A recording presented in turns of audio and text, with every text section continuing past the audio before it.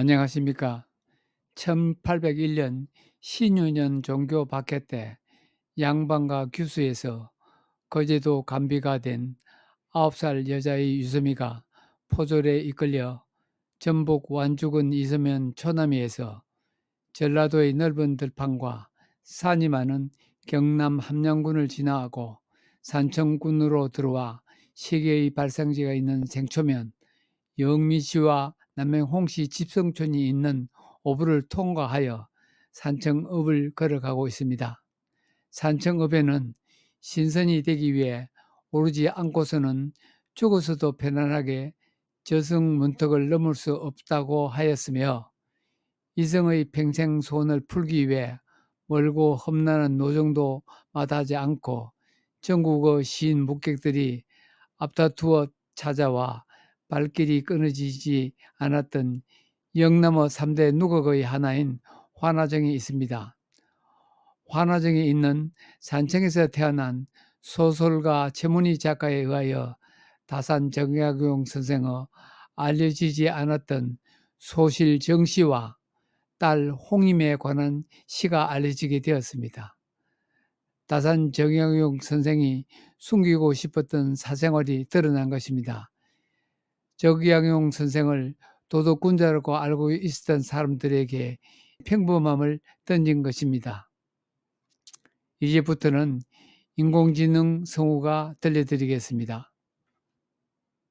거제도 관비가 된 9살 여자아이 유섬이가 포졸에 이끌려 전북 완주군 이서면 초남이에서 경남 함양군을 걸어와 산청군으로 들어와 생초와 오부를 지나서 신선이 되기 위해 환화정에 오르지 않고서는 죽어서도 편안하게 저승 문턱을 넘을 수 없다고 하였으며, 이승의 평생 소원을 풀기 위해 멀고 험난한 노정도 마다하지 않고 전국의 시인 묵객들이 앞다투어 찾아와 발길이 끄리지 않았던 환화정이 있는 산청읍을 걸어가고 있습니다. 1. 정약용의 첩. 산청의 밤이 깊었습니다. 꽃봉산 봉우리 정자에 불을 켜놓아 환하게 밤하늘의 달이나 커다란 별처럼 빛이 났습니다. 어둠으로 밝음이 더 강했습니다. 산청에서 태어난 최문희 본명 최경림 1935 작가는 소설 난설원으로 유명해졌습니다. 허난설원 1563-1589의 일대기를 소설로 부활시켰습니다. 제1회 홍불문학상을 수상했습니다. 홍불문학상은 고 최명희가 쓴 소설 홍불을 기념하여 제정한 상입니다. 산청의 최문희 작가는 남원의 최명의 작가와 이름이 비슷하지만 인척 관계는 아닌 것으로 보입니다. 최문희 작가는 10살 때 서울로 이사하여 숙명여중여고를 거쳐 서울대 지리학과 졸업 후 대학 동기였던 오웅석 교수와 가정을 꾸렸습니다. 11년간 교직에 있었지만 기관지염으로 그만두고 소설을 쓰기 시작했습니다. 주요 작품으로 서로가 침묵할 때, 율리시즈의 초상, 크리스탈 속의 도요새, 100년보다 긴 하루, 나비 눈물, 이중섭, 난설원, 정약용의 여인들이 있습니다. 섬세한 표현이 도드라진 글들입니다. 소설 난설원을 쓰게 된 동기를 이렇게 말했습니다. 도교라는 형이상학적인 종교에 매료돼 꿈인지 생시인지 모르게 부유하는 느낌을 갖고 있던 난설원의 아름다운 영혼을 담고 싶었다. 1762년에 태어나서 1836에 세상을 떠난 정약용은 1801년 신유박해 때 강진으로 유배 갔습니다. 유섬이 처자가 거제도로 유배 갔던 바로 그 해였습니다. 나이로 보면 정약용이 유섬이 붙인 유한검 1756-1801과 6살 차이였습니다. 유섬이 처자는 거제도에서 일생을 보냈지만 배교했던 정약용은 18년 후에 유배가 해제되어 경기도 광주마제로 돌아갔습니다. 정약용을 보살폈던 강진 여자 정씨와 딸 홍임이가 따라갔습니다. 그 이야기를 최문희 작가가 소설로 써서 정약용의 여인들이라는 제목으로 83세의 나이에 출판했습니다. 그 소설의 도입부는 이랬습니다. 정약용이 마제로 돌아가던 날, 나루터에 마중 나온 해완 조강지처 풍산 홍씨은 강진에서 따라온 첩 식구를 보고 질투에 불타 돌아섰습니다. 귀양살이 동안 정약용을 돌봤던 진솔과 딸 홍임이 함께 와서 같이 배에서 내렸습니다. 진솔첩 정식과 서녀 홍임이는 닷새 뒤에 쫓겨나 강진으로 돌아갔습니다. 강진으로 돌아간 두 모녀는 정약용을 그리며 다산초당에서 삽니다. 최문희 작가가 이 소설을 쓴 계기는 남당의 노래라는 제목의 한시 16수였습니다. 이 시는 1999년 서울 인사동 문우서림이라는 고서점에서 발견되었습니다. 다산 정약용에 알려지지 않았던 첩과 딸에 관한 시였습니다. 다산 정약용이 숨기고 싶었던 사생활이 드러난 것입니다. 정약용을 도덕군자로 알았던 사람들에게 인간적인 평범함이 던져진 것입니다. 그리고 부인 홍 씨의 질투까지. 정약용이 유배에서 풀려나 집으로 돌아갈 때 따라갔던 강진의 첩이 본처에게 혼쭐 나고 인대가 잘릴 만큼 강진으로 쫓겨온 후 이야기입니다. 작자 미상이나 정약용이 직접 썼을 것으로 추정합니다. 그가 아니면 쓸 수 없는 표현입니다. 천주교 세례를 받고도 박해를 피하려고 배교하고 난 후에 벼슬자리에 연연했던 그의 삶에서 강진의 서녀는 매정하게 연을 끊어야 할 대상이었을지 모릅니다. 강진의 첩과 딸은 매정하게 버림받았습니다.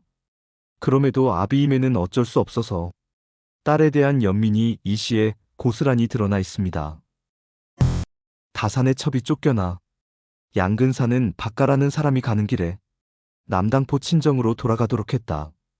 박가가 호남 장성부에 도착하였을 때 김가라는 부자와 착당하여 그녀의 절개를 꺾으려 하자 그녀는 이를 알고 크게 통곡하였다. 결국 박가와는 끊고 남당포의 친정으로 가지 않고 금릉으로 직행했다. 예전에 다산이 살던 곳에 가서 날마다 연못, 누대, 화목 사이를 오고 가며 시름과 원망, 그리움으로 살았다. 금능의 불량배들이 감히 다산집을 넘보지 못하였다. 이를 듣고 몹시 슬퍼서 남당사 16절을 지었다. 시 9절 모두 그녀의 마음에서 나온 것이며 덧붙인 것이 없다. 읽어서 살펴보라. 남당 연못가 우리 집 놔두고 어찌 다산초당에 가 머물까. 님 살던 곳 자취를 느끼고파. 연못가에 손수 가꾸신 꽃이 피었네. 남당의 여자아이는 밴 노래를 부르려 어둔 누각에 올라 밤 물결을 쫓는구나. 장사꾼들은 이별도 가볍다 하는데 왕래라도 자주 하지 않는가. 이미 떠날 생각이었다니 내 마음 슬펐다네. 밤이면 임 생각은 고향에 가 있었네. 임을 맞았을 때는 기뻐서 그걸 어찌 알았으리. 오히려 우리 더러 박복하다 했을 테니. 아빠 닮아 영리한 어린 딸. 아비 찾아 울며 왜 안 오느냐 묻네. 볼모 잡혀 낳은 아이도 돈 주고 데려왔다던데. 이 아이는 시방 무슨 잘못으로 귀양살이냐. 정씨 집에서 내쳐졌을 때 칼로 지킨 몸. 사람 시켜 폭행하려더니 그 원한이야. 못된 행실 만나게 될 줄 누가 알았으리. 박가놈에게 유혹당했으나 내 마음 지켰네. 길쌈이며 바느질이 손에 잡히지 않네. 할 일 없이 불켜니 밤은 깊었어라. 날밤 새워 새벽 닭소리 그칠 제. 날밤 옷 입은 채 벽에 기대어 홀로 한숨 쉬네. 뛰어난 문장하며 세상 드문 제주이시니 천금을 줘도 한 번 인연조차 어려웠으리. 갈까마귀가 봉황의 짝이 될 수 없었으니. 천한 몸의 과한 복은 재앙이었네. 마음이 돌 같고 나무 같고. 그리 살았으니 짝으로 어울리기 힘들었겠네. 깨진 거울을 둥글게 잊지는 못하겠지만 아비 자식의 정을 차마 끊을 수 있단 말인가. 얼룩진 화장 헝클어진 머리 남이 볼세라. 나 홀로 웃고 또 화를 내보내. 그대 마음에 정이라도 조금 남았다면 꿈에라도 잠자리 내 옆에 올 수 있나요? 가로막은 산과 물 기러기는 오지 않네. 임의 소식 끊긴 지 몇 년째인가. 아이는 오늘도 온갖 괴로움으로 아빠 떠나기 전 그날들만 떠올리네. 큰 칼로 가슴을 열어 품고 있는 임의 모습 보이려네.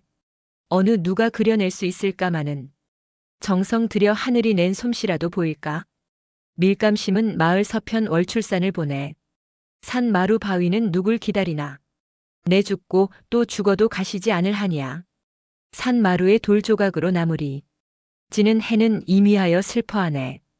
늙기 전 만날 수 없어 한이 맺히네. 가는 해와 달 붙잡을 힘없으니 생 이별에 남은 세월 어찌할꼬. 임 그림자만 안고 자는 외로운 집. 등잔 불달빛 아래 인연은 옛일이었네. 책이며 이부자리 추억이 희미한데 베개 머리에 눈물 자국만 얼룩졌네. 남당에 봄 물 한 개 오르고 버들가지 핀 꽃 내음이 뱃전을 감싸네. 뱃길이 하늘로 그냥 통한다면 저 배에 아이 태워 아빠에게 보내련만. 남당 노래 이렇게 마치려니 마디마디 가슴이 미어지네. 남당 노래 더 들으려 하지 마소. 버린 사람이 제 맘 알겠지. 첩실과 서녀 홍임이 이야기는 강진에서 구전되다가 정찬주 작가의 소설에도 등장합니다. 정약용의 귀양살이는 다른 이들이 겪었던 고난에 비해 낭만적인 구석이 있었습니다. 벼슬을 못하고 본처, 자식들과 떨어져 살아야 했을 뿐이었습니다. 조용한 시골에서 책 쓰고 제자 가르치고 동네 여자와 살림 차리고 강진 유배 덕에 정약용은 후대에 이르러 실학사상에 거두라하여 역사의 큰 이름으로 대접받고 있습니다. 벼슬 자리에만 있었으면 조선의 권력 싸움 등살에 노심초사하며 살았을 것입니다. 마음만 바빴을 것이니 자신의 사상을 정리할 시간을 내지 못했을 것입니다. 유배에서 돌아와 마제에 살면서 벼슬에 복귀하기를 눈 빠지게 기다렸습니다. 끝내 정조임금의 부름을 받지 못했습니다. 그렇게 벼슬 없이 살다가 74세에 죽을 때까지 저술 활동의 시간이었습니다. 정약용이 1813년 8월에 태어난 서녀 홍임이를 강진에 떼놓고 떠나야 하는 심정을 시로 썼습니다. 이 시를 새 한 마리 앉아있는 메조도와 함께 홍임이에게 주려고 했습니다. 정약용이 서녀 홍임이에게 주려 했던 메조도에 새 한 마리 외롭네. 고지쇠후 육성차. 나이 든 가지 쇠약해 썩어가며 옹이만 남겠네. 탁출 청소야 방화. 푸른 가지 새로 뻗어 꽃이 활짝 피는구나. 하첩일의 채령작. 어디선가 날아온 작은 새 한 마리 깃털이 영롱한데. 응유일청 낙천에. 어쩌나 홀로 남아 하늘 멀리 헤매며 떠돌겠네. 소실 정씨의 반대로 시와 메조도는 홍임에게 전달되지 않았습니다. 본처 치마폭을 잘라 그 위에 그린 메조도를 받기가 거북했을 것입니다. 결국 두 모녀를 데리고 마제까지 갔던 것입니다. 유섬이는 홍임이보다 22살 정도 나이가 많았을 것입니다. 유섬이 처자의 홍기가 지나가는 시기에 쓴 시였습니다. 이 시는 거제 송곡리 과수 할머니의 심정이기도 했을 것입니다. 홀로 70평생을 관비가 되어 살아간 유섬이 할머니는 거제의 수양어머니에게 어디선가 날아온 깃털, 영롱한 한 마리 작은 새였습니다. 불쌍한 어린 것, 정성 들여 가르치며 보살폈을 것이고 세상 뜨면서 남겨진 딸 걱정을 진하게 했을 것입니다. 가족은 혈연으로만 이루어지는 것이 아닙니다. 정약용도 죽을 때까지 제자 황상을 자식 못지않게 잊지 못했습니다. 산청의 누님 최문희 작가는 어떤 소설을 또 내놓을지 궁금합니다. 나이가 금년 89세입니다. 관비가 된 9살 유섬이는 포졸에 이끌려 역참로 통제 사길을 따라 산청 전곡역으로 걸어가고 있습니다.